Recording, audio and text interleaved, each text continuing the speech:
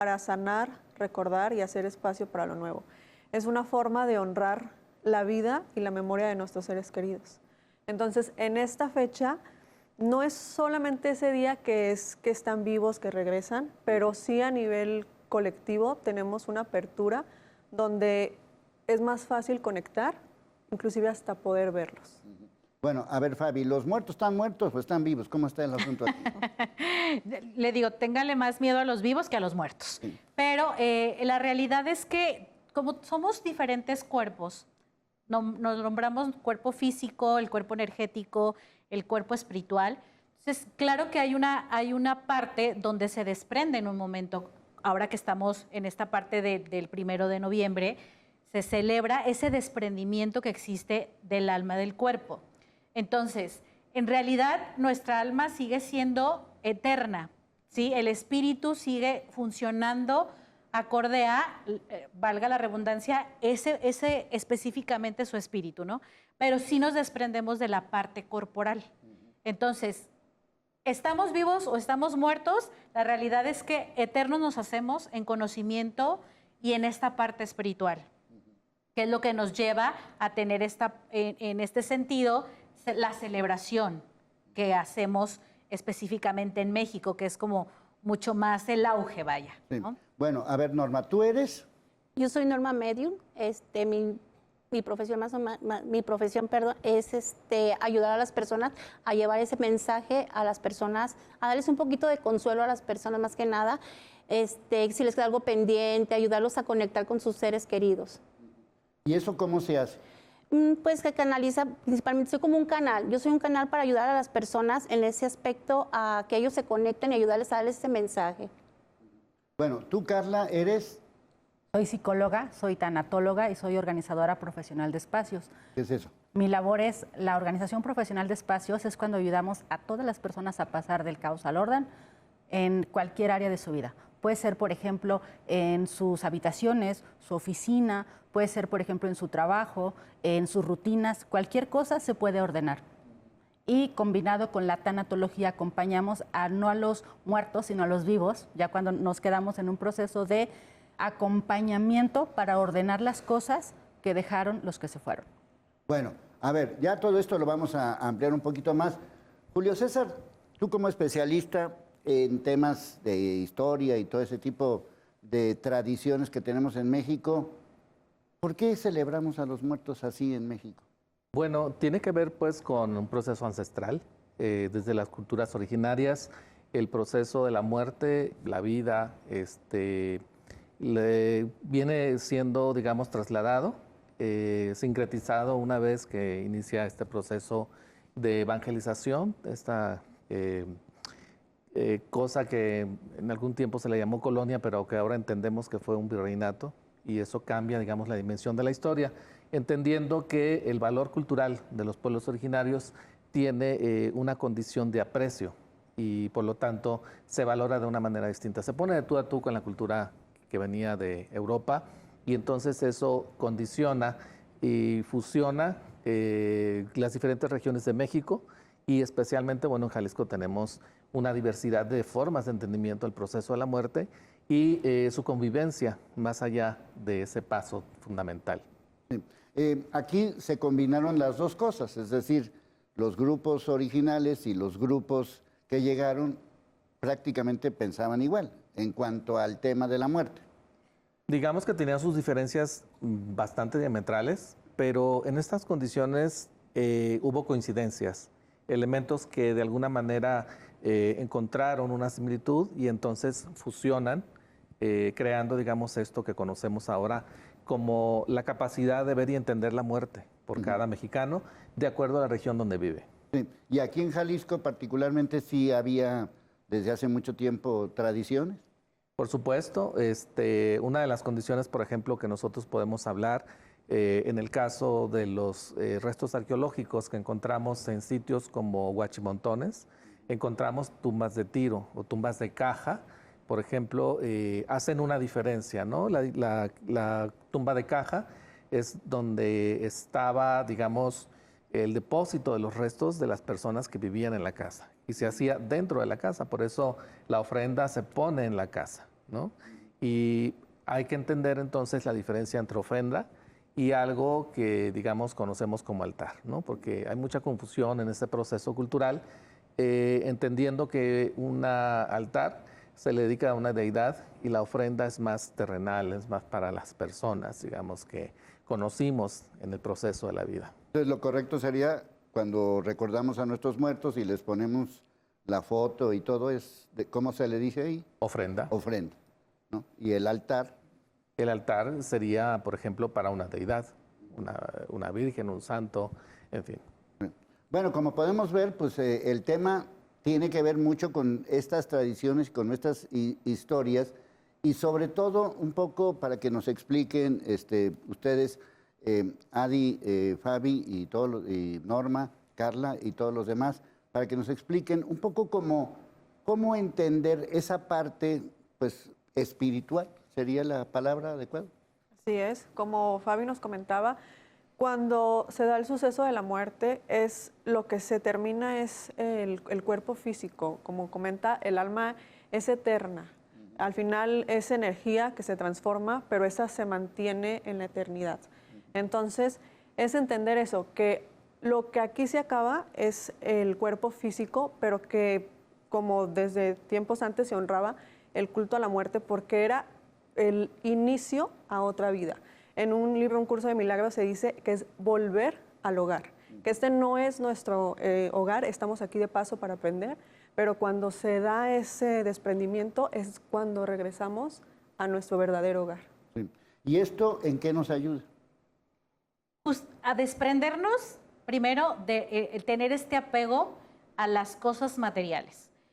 Claro, no quita, y aquí Carla no nos dejará mentir, que es necesario una parte del orden, porque al final hay muertes que dejan un buen de problemas, ¿no? Hablando de los testamentos y todas esas cosas. Pero más allá de, retomando la parte espiritual, primero es desapegarnos de aquello en lo que estamos muy apegados, ¿sí? Y que el hecho de que es tan tangible, es mucho más allá de esto, ¿no? Y esta parte espiritual nos hace la muerte verlo de una manera distinta, que es una transformación y es una oportunidad, como decía también Adi, de poder ver la vida desde otra manera. Porque si tú dejas de apegarte a los resultados, es decir, a la parte física como tal, entonces vivirías de manera distinta. Lo gozarías la vida como es, ¿no? Ahora, siempre yo he compartido esta idea de que a mucha gente le cuesta o tiene pánico a morir, pero va de la mano, esto es algo inevitable. Entonces, cuando tú entiendes toda esta parte espiritual y energética, ya no lo sufres tanto. Vives de una manera más enriquecida y disfrutando todos los días los matices que se te vengan a tu vida. Entonces, ese es poder entender que la parte espiritual trasciende y que ya no estamos apegados a esto. Diríamos que es un poco como aprender a vivir antes de morir. Así es. Vivir y disfrutar y saber que no somos eternos en pensamiento, en sentimiento, en esta parte espiritual, pero ya no estamos apegados a la carne. ¿Sí? Ya no soy esto que ven ahorita, ¿no? Ya es, y es justamente cuando vienen los buenos recuerdos los chistes que se aventaba Fabi, los chistes que se aventaba Adi. Y entonces empiezas a hacer desde ahí empieza el ritual incluso de recordar a nuestros seres queridos de esa manera y verlo desde la parte y de la forma espiritual. Ahora, ¿sí somos en México únicos en esto o es parte de una cultura, no sé, de otro tipo? Bueno, como tú recordarás, en las culturas clásicas, los egipcios, por ejemplo, tenían un aspecto muy especial con la muerte, ¿no? Para ellos existía la reencarnación. En el caso, por ejemplo, de romanos y griegos, que fueron después como fusionados en historia, digamos, en mitología y demás, también tienen un culto a la muerte, pero es un culto diferente. Es una manera, digamos, de celebrar el legado, ¿sí? El proceso de vida de las personas, y creo que esas partes, digamos, es parte de lo que nosotros venimos arrastrando, de lo que nosotros entendemos en nuestro proceso de vida, y una vez que morimos, entendemos que estamos dejando algo. Ese algo es lo que la gente recuerda, es lo que la sociedad, las comunidades, los pueblos, en cualquier parte de la región, es lo que celebra, ¿sí? Entonces, son apegos emocionales, son historias de vida, son recuerdos, son muchas formas en las cuales cada cultura, cada comunidad, cada pueblo va interpretando el sentido de la muerte. Actualmente, si vamos, por ejemplo, al Oriente, tienen una visión muy clara y dependiendo del Oriente, ¿no? O sea, el Oriente, el cercano o lejano, también tiene cada país, digamos, o cada región, tiene una visión muy particular de la muerte. Sí, entonces es parte de una, ¿cómo podemos decirlo?, de la humanidad. Sí, definitivamente sí, es parte del proceso de la vida. Todos sabemos que nacemos, nos desarrollamos, nos reproducimos y llega un día en que morimos, ¿no? Y esa incertidumbre de saber cuándo es, pues es algo que se refleja culturalmente en todos los ámbitos culturales. Bueno, pues ahí está el tema para que ustedes lo vayan desarrollando en sus diferentes formas y sobre todo entender que pues ahora sí que de esta no se salva absolutamente nadie. Pero, ¿qué es lo que significa alrededor de todo esto? Hay palabras que tienen que ver con la muerte, por ejemplo, la energía, el karma y muchas otras cosas que obviamente requieren cambios.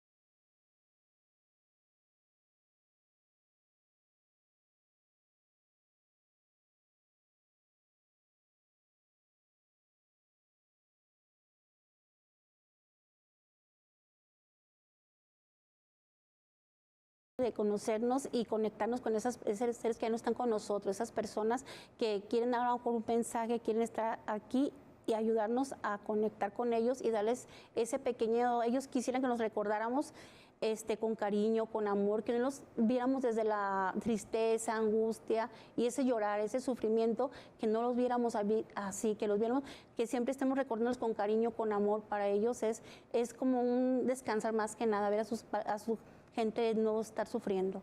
Sí. Entonces, ¿sí hay vida después de la muerte?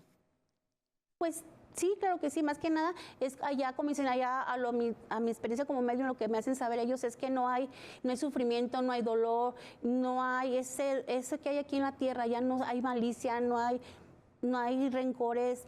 Todo eso no hay allá. Allá es una tranquilidad, es como si tuvieran un saco pesado y se lo quitan y se sienten más libres y más a gusto. O sea, ya no sufren, como las personas que han muerto de alguna enfermedad, de una enfermedad terminal, personas que han muerto de, ¿cómo se dice?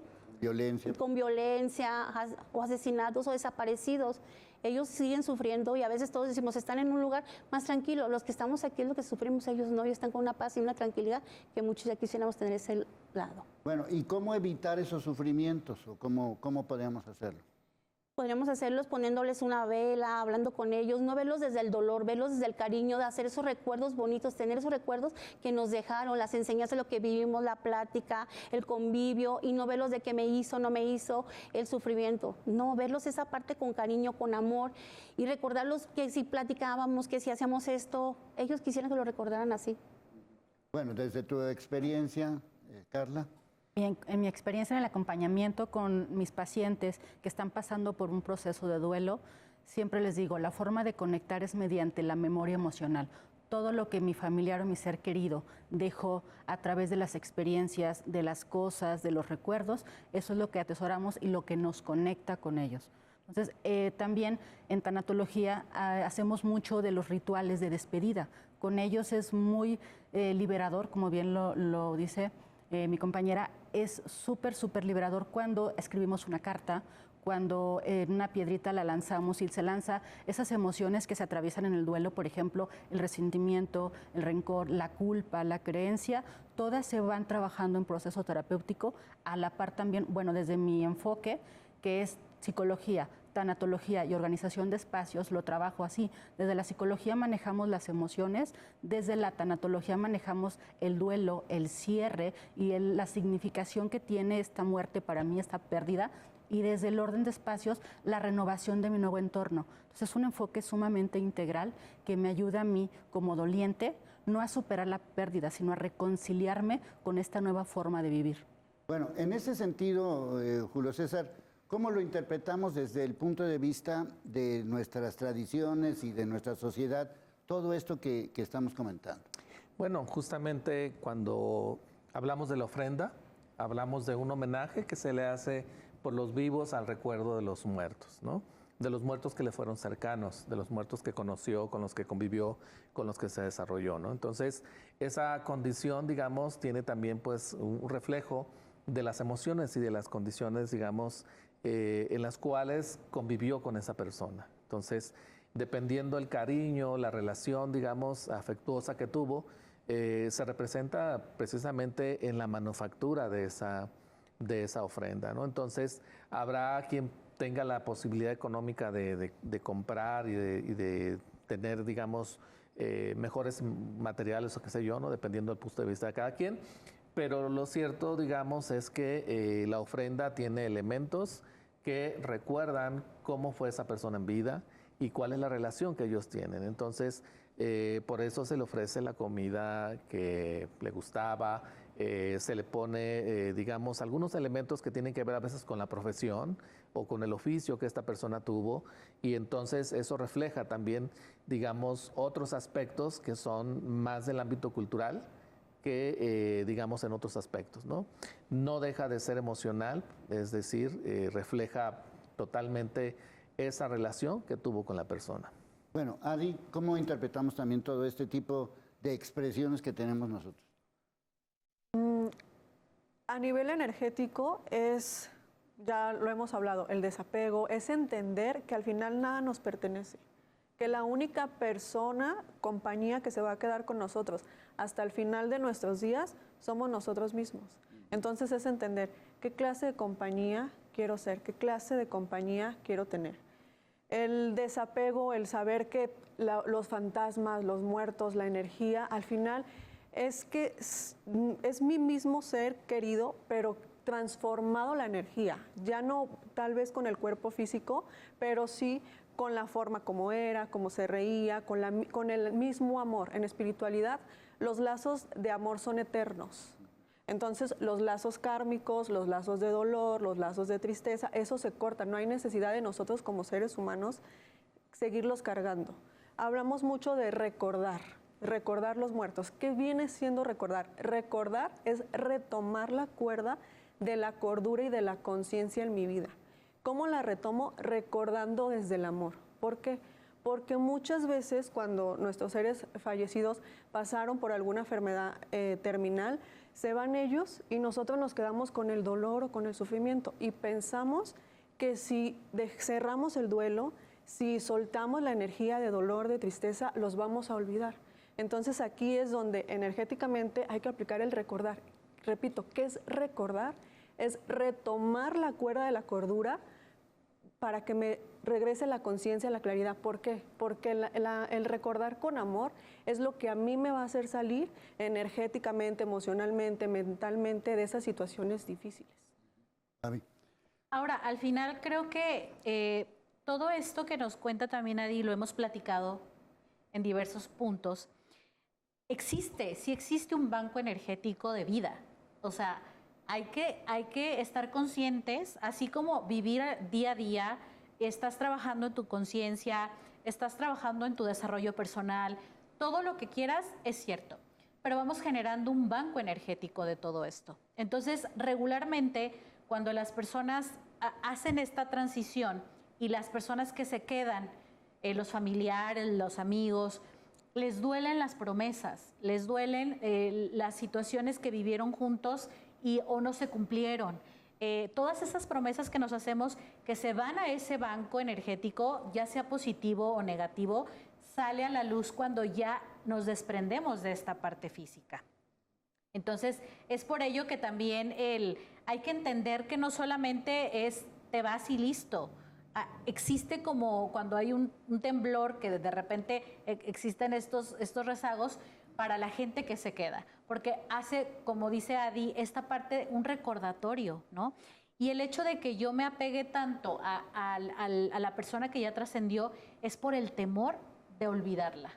Entonces, por eso justo decíamos que en realidad nosotros somos eternos a través del conocimiento, de la memoria, del amor, de los lazos que yo genero con las personas, de la relación que yo tengo, porque incluso lo hemos platicado en varias ocasiones en algunos otros temas, de que somos energía también y se siente. Entonces hay un vínculo más allá de que si es un familiar o no. Entonces generamos esta parte a través de esta energía y entender que duelen mucho el tema de las promesas y de todo eso no cumplido, es lo que a las personas que se quedan les duele más. Ahora, dentro de lo que es nuestra vida, no, o sea, hablando de los procesos de vida, pues nos quedamos muchas veces con algunos temas de corajes, miedos, resentimientos, envidias. ¿Cómo podemos empezar a zafarnos de todo esto o cómo podemos entender esta relación con los muertos y nosotros los vivos? Sería cuestión de ponernos a canalizar o ser el canal para ellos, ponernos, no hacer promesas falsas o no en el momento, como dicen, no prometas en una persona que está enferma si no podemos cumplirlo. Más bien estar consciente de lo que podemos cumplir, porque ellos vienen y nos aclaran lo que quedamos pendiente. Ellos vienen y dicen, ¿sabes qué? Tú quedaste en esto, ¿sabes? Y ellos regresan y sí vienen a pedir que les hagan eso, porque ellos no descansan, ellos siguen pensando eso, que lo que ellos prometieron, que ustedes les prometieron.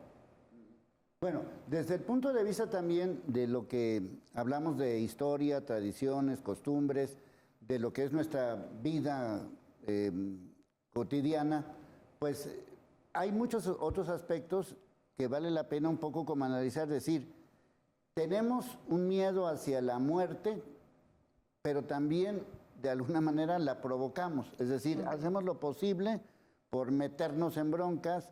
O hay en nuestro entorno mucha violencia, y aquí en Jalisco, pues ya podemos decir que es nuestro pan de cada día. ¿Cómo podemos entender esa parte, estos procesos? Bueno, yo desde el punto de vista histórico-cultural, ¿no? Analizando los procesos antropológicos sociales, entiendo la muerte con dos formas, ¿no? La muerte, digamos, que llega de repente, cuando la gente no lo espera, cuando la gente es una persona sana, ¿no? Tiene un accidente, muere. Es una forma, digamos, de recordar diferente a una persona que fue violentada, que fue distinto, ¿no? Y eso se refleja precisamente en la forma en la cual se honra, ¿no? Porque, digamos, una ofrenda es para honrar la memoria de alguien.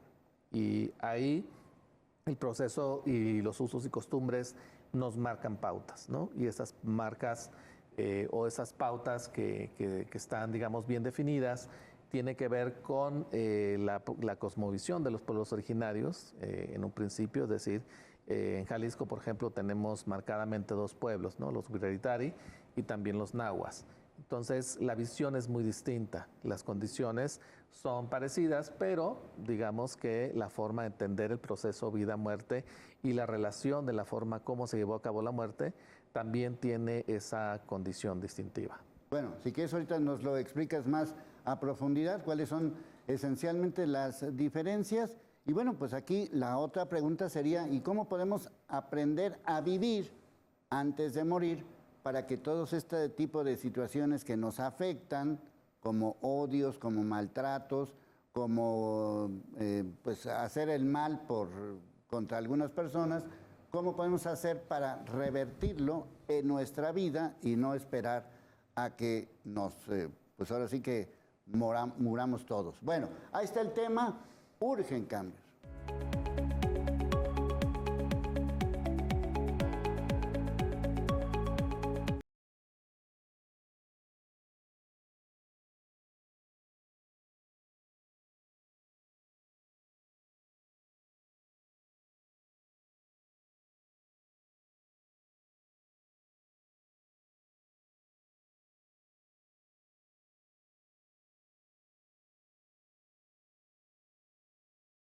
De Belén, y entonces detrás de cámaras o en el corte estábamos comentando precisamente las diferencias en la forma de representación de la muerte, ¿no? Entonces ahí, digamos, se ve claramente la fusión de las culturas, ¿no? Por muy, digamos, neoclásico que de repente pareciera ser el espacio, cada tumba refleja, digamos, la personalidad del que está enterrado. Mide, por ejemplo, lo vamos a decir de una manera más sencilla, el nivel de cariño que tenían las personas o los deudos con él, y eso refleja, digamos, la forma de la tumba, los contenidos, los símbolos, y hasta el tamaño, ¿no? Entonces, culturalmente, digo, ahorita lo vemos, ¿no? Actualmente muere una persona y se construyen, en algunos casos, por ejemplo, casi como mansiones, ¿sí? Para honrar la memoria de esa persona, ¿no? Pero ¿Eso se ve en ese panteón? Eso se ve en ese panteón, pero desde entonces, ¿no? Y si vamos a las tumbas de los egipcios, que es una de las referencias que tiene el museo, el espacio, pues también, digamos, pirámides y todo eso. Exactamente, son monumentos que estaban hechos para perdurar por la eternidad, ¿no? Porque ellos tenían claro que iban a regresar a este plano terrenal, pero no tenían claro cuándo. Entonces, el testimonio tenía que contar cuál es la historia de vida. Pero cuando nosotros vamos a las tumbas de Tiro y nos encontramos, por ejemplo, las de Huitzilapa, que están que estuvo en territorio de Magdalena, Jalisco, nos encontramos precisamente esos mismos datos, esos mismos testimonios de vida, indumentaria, restos de alimentos, un montón de cosas que representan la forma de vida y qué importancia tuvo el personaje dentro de la sociedad y para su misma familia.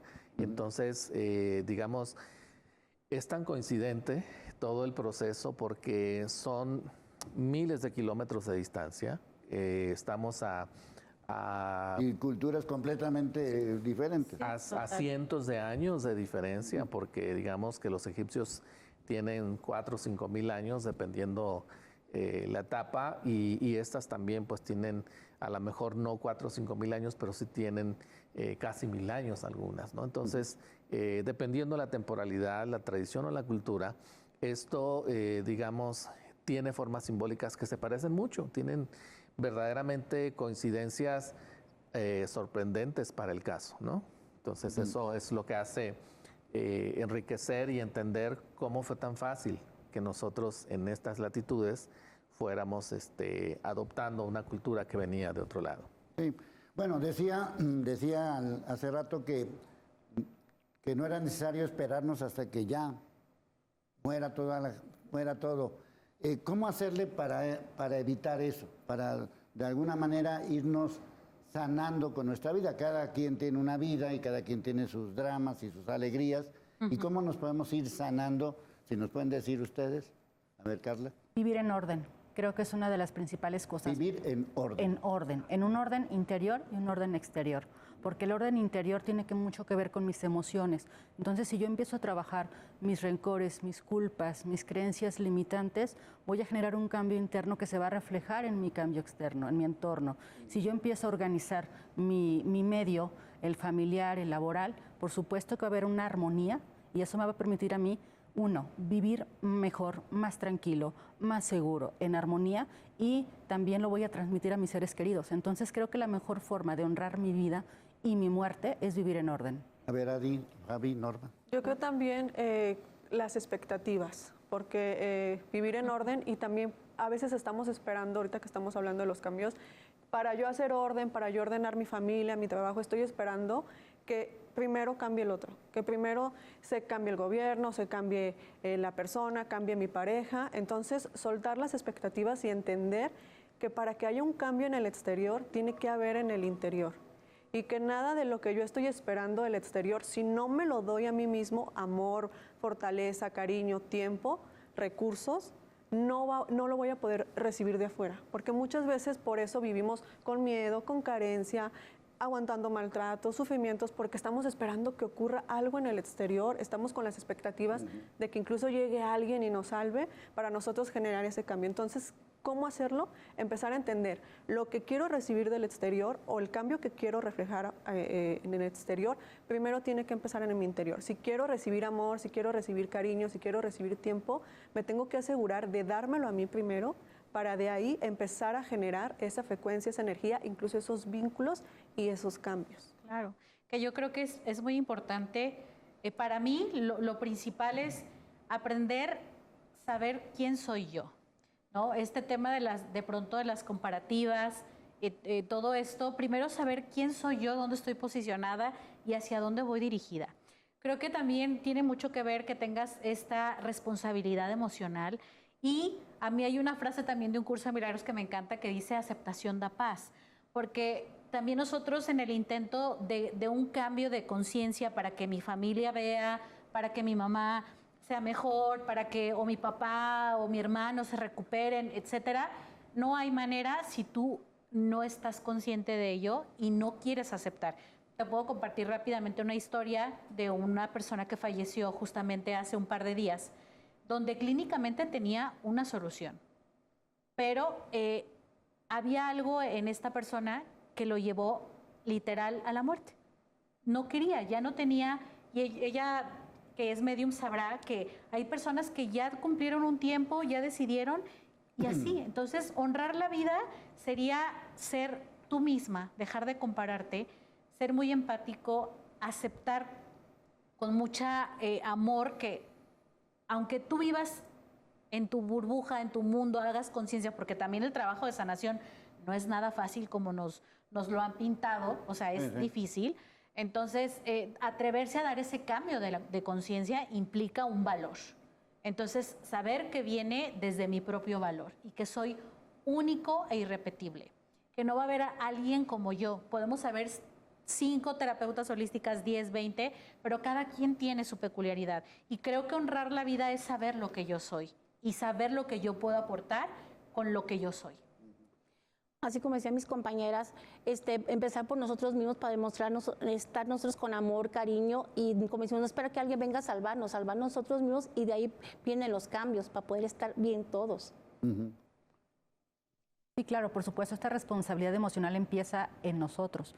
Y esta, de lo que hablaba Fabi, se llama experiencia emotiva. Cuando estamos esperando que el de afuera cambie y que venga a traer una transformación cuando no somos capaces de hacerlo. Sin embargo, hay que ser muy compasivos con nosotros mismos, muy amorosos. Estamos en un tiempo de cambio y de un ritmo muy ajetreado que poco nos permite conectar con la esencia, con la espiritualidad, ¿no? Con esa bondad que tenemos. Y creo que darnos el tiempo para nosotros de hurgar en ese espacio interno es muy, muy, muy valioso. Siempre les digo a mis pacientes, venir a terapia es un acto de valor. No cualquiera se atreve a sanar en todas sus dimensiones humanas. Sí, porque mucha gente lo que está pidiendo pues es como una especie de la gran solución. ¿Cómo le hago para...? Sí, realmente queremos un manual, algo que nos diga este es el paso 1, este es el paso 2, este es el paso 3. Como receta. Como una receta, ¿no? Y realmente no funciona así porque la vida, incluso la vida es la que te cuestiona para que tú sigas aprendiendo y evolucionando de una manera. Si yo no entendí en el 2024 cuánto era 2 por 2, entonces en el 2025 me van a hacer la misma pregunta. Porque una vez consciente, yo no puedo ser indiferente.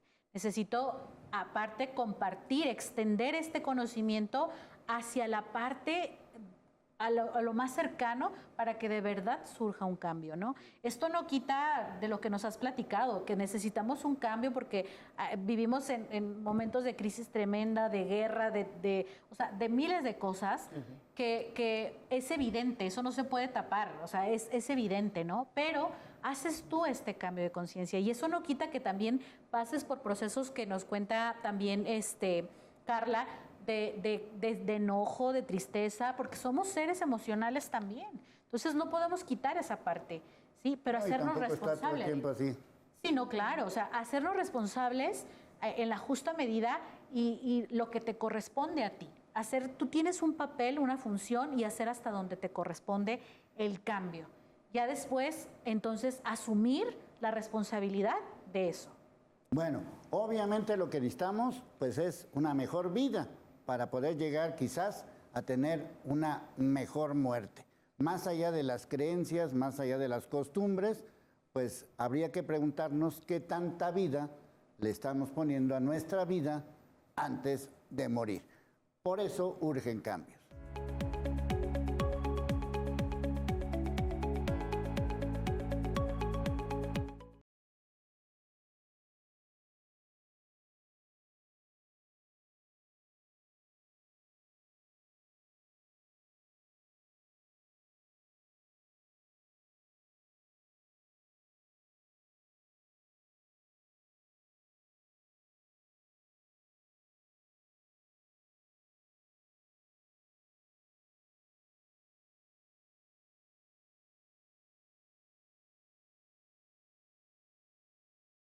Un aspecto cultural que existe muy frecuente son los epitafios.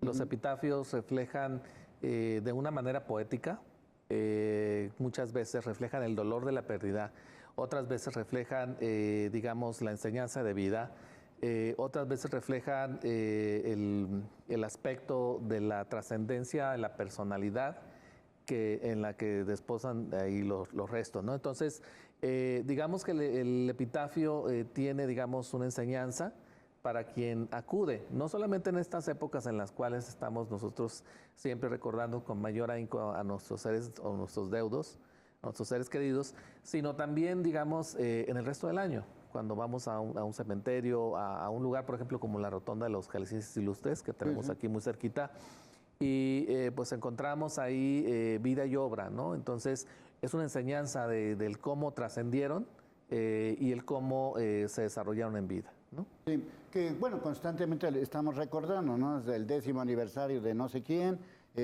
por qué hizo esto, por qué hizo lo otro, y en nuestra, pues ahora sí que en nuestras tradiciones familiares, pues también lo recordamos, ¿no? Así es. Lo recordamos hace un año que pasó y hacemos esto. Esto también forma parte de esta humanidad que tenemos. Totalmente, y lo mismo coincidente, ¿no? Es decir, siempre estamos celebrando aniversarios luctuosos, estamos recordando fechas importantes, haciendo, digamos, esa celebración de la vida de las personas, ¿no? Y básicamente en la historia de cualquier país o de cualquier región, siempre tenemos la misma idea. Bueno, nos comunicamos, ¿cómo es la palabra adecuada? ¿Ustedes se comunican o tienen una energía especial que las hace, por ejemplo, en tu caso, con el tarot, con los ángeles? Cuéntanos todo eso. Todos tenemos dones espirituales, pero también el trabajar internamente, el proceso de sanación, el tener esta apertura, nos da la posibilidad de tener esta canalización, pero no es algo exclusivo de los que estamos aquí en esta mesa. Todos los que tenemos un alma tenemos estos dones espirituales, pero ya también depende y que están hechos para nuestro desarrollo profesional y espiritual, no solamente en la parte energética. Depende de nosotros expandirlos. ¿De qué manera? Con mi crecimiento espiritual, con mi evolución, con mis aprendizajes que voy integrando, se van expandiendo, se van evolucionando. Entre mayor conocimiento tenga de mí, mayor apertura tendré con estos dones espirituales que se da desde la clarisensibilidad, que es la capacidad de sentir las energías. Cuando yo llego a un lugar y siento, no me gusta la vibra, incluso con personas que pueden estar muy sonrientes y algo dentro de mí me dice, no me vibra. El clariconocimiento. ¿Es eso intuición? Es intuición. El clariconocimiento es eso que no sabes cómo lo sabes, pero lo sabes. Las mujeres a manera de risa decimos, ojo de loca no se equivoca, pero es eso que estoy intuyendo, que estoy percibiendo, que algo dentro de mí me lo está diciendo y después termina sucediendo. La clareaudición es cuando ya escuchamos que dice nuestro nombre, escuchamos un zumbidito, podemos escuchar sonidos musicales angelicales y uno de los más conocidos que es la clarividencia, que es el poder ver más allá de los sentidos físicos a través de visiones, destellos de luz, la energía o incluso los sueños premonitorios. Pero todo esto es la manera de conectar, de canalizar, pero no es exclusivamente de nosotros. Hemos trabajado, hemos hecho bastantes aprendizajes que es lo que nos ha llevado a tener esta sabiduría o este conocimiento. Y que también forma parte de nuestras culturas, ¿no? Por supuesto, digo, entender ese proceso del desconocimiento de lo que hay más allá, digamos, ha sido una de las dudas existenciales, ¿no? Y pues obviamente el dogma se representa perfecto en ello. Nuestros rituales o ritualidades en la mayor parte de las culturas reflejan mucho esa duda existencial. Bueno, decíamos, Fabi, que yo lo que estoy buscando es una respuesta inmediata. O sea, mi trabajo, y si me sale la torre o el diablo o no sé qué, me va a ir de la patada o me va a ir súper bien. Sí, justo nosotros que manejamos todo este tema del tarot también, que de repente las cartas sobre la mesa literal, ¿no? Y que sale la muerte y luego los impactan y ya, ¡ay! Ya me voy a morir, ¿cuándo me voy a morir? Y entonces, ¿no? Y justamente hablamos de transformación, ¿no? Decimos de transformación. Es cierto, hay ángeles específicos para el tema de la trascendencia. Yo te puedo compartir que en esta ocasión que este amigo, gran amigo, fallece, Arcángel Azrael se presenta de una manera, quienes les gustan los ángeles se muestran de una manera muy específica también. Y Arcángel Azrael es un arcángel que incluso ves reloj de arena, reloj, ¿no? Que marca el tiempo. Esto no quiere decir que te va a decir te vas a morir mañana. No, porque solamente, insisto, ya nuestra vida está marcada, tenemos un tiempo, pero Arcángel Azrael es un arcángel que te puede ayudar a entender un poco más el tema de la trascendencia y de la muerte. Entonces, es justamente agarrarte de lo que tú sabes, como dice Adi, ¿no? De lo que tú puedes, de lo que tú sabes, de lo que tú has aprendido y de lo que tú has experimentado. Todos tenemos, y yo siempre les he dicho, háganle caso al mapa de la intuición. De verdad, no falla por nada del mundo, independientemente de que el tarot te diga una cosa, porque aunque haya tarot consciente, hazle caso a tu intuición. Y si hay algo que te dice que está mal en tu cuerpo, que lo sientes, entonces detente, ¿no? Y es justamente no dejarle todo en manos de qué va a pasar, el universo, la luna, las estrellas, el sol. No. También me hago responsable porque estoy conociéndome y sé cuáles son mis limitantes. En sus casos, en sus experiencias. En mi caso también es canalizar con las personas. Ellos llegan, me empiezan a hablar de las personas y empiezo a conectarme con ellos. A veces ellos van entrando y ellos están ahí esperándolos para dar la respuesta a ellos.